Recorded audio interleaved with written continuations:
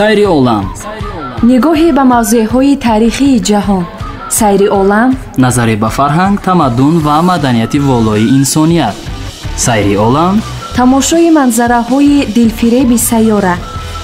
сайри олам. нигоҳе ба табиати афсункору мавзеъҳои ғайриоддӣ. сайри олам. муҳаббат, самимият ва дӯстиву рафоқат. сайри олам. назаре ба умқи таърихи башарият. ин ҳамаро дар барномаи сайри олам ҳар рӯзи душанбе бо меҳрона разоқзода аз радиои тоҷикистон пазиро бошед.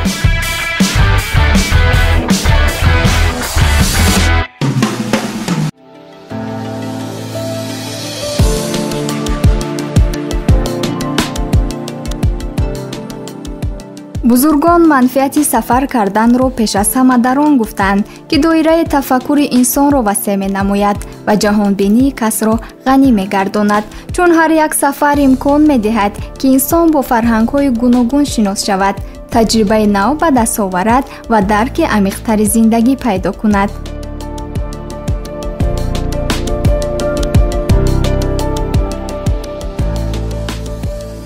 салом шунавандагони гиромӣ, боз барномаи навбатии сайри оламро дар ҳамин вақту соат аз мавҷи радиои тоҷикистон тақдиматон месозем. ин навбат сафарамонро аз ҳамсоя кишвари хеш ҷумҳурии Қирғизистон оғоз менамоем ва бароятон аз мавзеъҳои тамошоиву табиати нодири ин сарзамин қисса менамоем. умедворем бароятон писанд хоҳад гашт. ҷумҳурии Қирғизистон давлати хурде дар Осиёи марказист, ки дар он зиёда аз 7 миллион нафар зиндагӣ мекунанд. масоҳаташ 199,951 километри квадратӣ буда, пойтахташ шаҳри бузургу сераҳолии Бишкек аст. Қирғизистон дар шимол бо Қазоқистон, дар ғарб бо Узбекистон, дар ҷанубу шарқ бо Чин ва дар ҷанубу ғарб бо кишвари мо ҳамсарҳад аст. Қирғизистон давлати сермиллат буда, дар он зиёда аз 80 қавму миллатҳои гуногун зиндагонӣ мекунанд, ки ҳар яке фарҳангу расму русуми хешро дороанд. забони расмӣ дар ин сарзамин забонҳои қирғизӣ ва русӣ ба шумор мераванд. воҳиди пулӣ бошад, дар ин кишвар сом номида мешавад. Қирғизистон кишвари кӯҳсор буда, тақрибан 80% масоҳати онро кӯҳҳо ташкил мекунанд. баландии миёнаи умумии кишвар зиёда аз 2700 метр аз сатҳи баҳр аст. дар Қирғизистон нуқтаи баландтарини Осиёи марказӣ ҷойгир мебошад. он қаторкӯҳи Победа буда, баландиаш тақрибан ба 7439 метр мерасад. бузургтарин ҷангалҳои чормағзи сайёра дар Қирғизистон дар водии Арсонбоб ҷойгиранд. майдони онҳо ба зиёда аз 600 000 гектар мерасад ва худи Арсонбоб дар баландии 1700 метр аз сатҳи баҳр воқеъ аст. тақрибан 4% қаламрави Қирғизистонро пиряхҳое ташкил карданд, ки ҳеҷ гоҳ об намешаванд.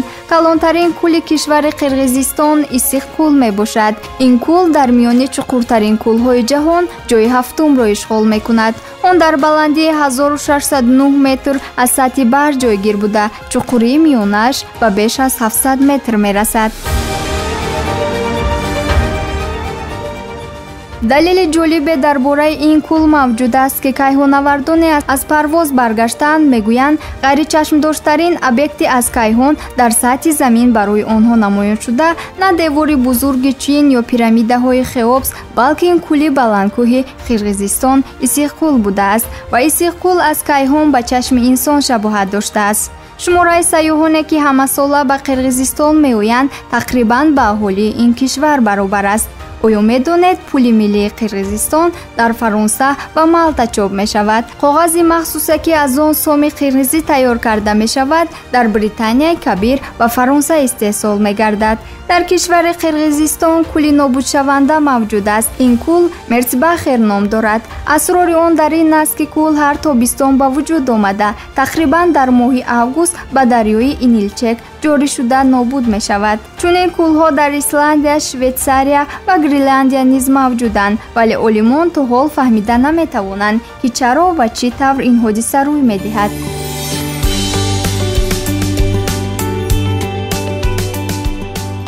дар кишвари қирғизистон 3 сомонаи мероси ҷаҳонии ЮНЕСКО мавҷуданд. инҷо зиёда аз 35000 намуд растаниҳо вомехӯранд, ки баъзеашон камёб мебошанд.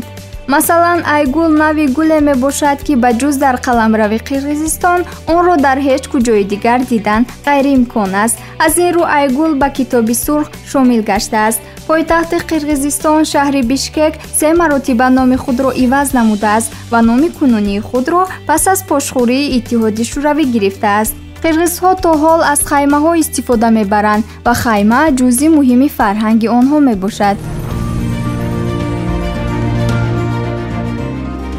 қирғизистон кишвари кӯҳсоре, ки бойгонии асосияш табиати нодиру дилрабояш мебошад.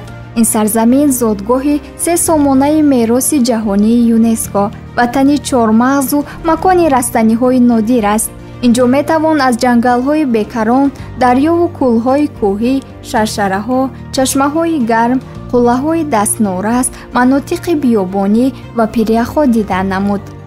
исихкул, манораи бурана, арслонбоб, дараи алаарча, кӯли саричелек аз ҷумлаи он мавзеъҳоянд, ки қалби садҳою ҳазорон сайёҳонро тасхир карданд. дар як барнома ҳама муъҷизаҳои дар ин кишвари назаррабо мавҷуд бударо тавсиф кардан ғайриимкон аст. аз ҳамин лиҳоз дар ин бахши барнома дар бораи яке аз ҷолибтарин мавзеъҳои Қирғизистон бароятон қисса мекунем.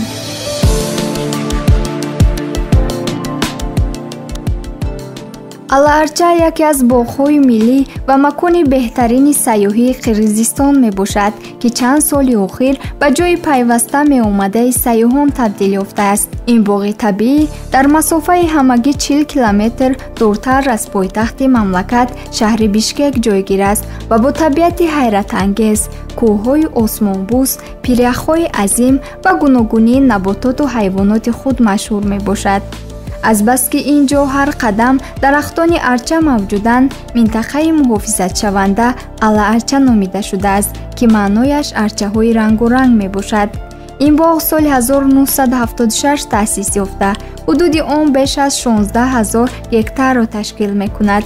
тамоми манзараҳои зебои табиати Қирғизистон аз болои санги қалби шикаста намудор мешавад, ки он яке аз ҷозибаҳои асосии ин боғ мебошад. имсол барои дидани ин муъҷизаи нодири табиат сайёҳон беш аз 119 давлати дунё ташриф оварданд. дар алаарча инчунин баҳри истироҳати меҳмонону гардишгарон хоначаҳои хушсохту муосир ва меҳмонхонаҳои барҳавое бунёд шудааст, ки тамоми шароитҳоро баҳри зистан дорост. дар ин боғи миллӣ тарабхонае низ мавҷуд аст, ки кас метавонад аз таъми хӯрокҳои қирғизӣ лаззат барад. алаарча на танҳо макони сайругашт, балки барои дӯстдорони варзишҳои кӯҳӣ ва табиат низ имкониятҳои зиёдеро фароҳам меорад. табиати алаарча бо манзараҳои нотакрори худ ҷойи беҳтарин барои аксбардорон мебошад. агар шумо ба Қирғизистон сафар кардед, ҳатман аз алаарча дидан кунеду аз табиати афсонавии он лаззат баред. кишвари Қирғизистон бо табиати шигифтангез, таърихи бою меҳмоннавозии мардуми худ макони беназири сайёҳиеро мемонад, ки кас бо сафар ба ин ҷо таҷрибаи фаромӯшнашуданӣ мегираду бо хотираҳои гуворо бармегардад. сомиёни гиромӣ, ин буд нашри навбатии барномаи Сайри Олам тақдими шумо. то барномаҳои дигар, хайр.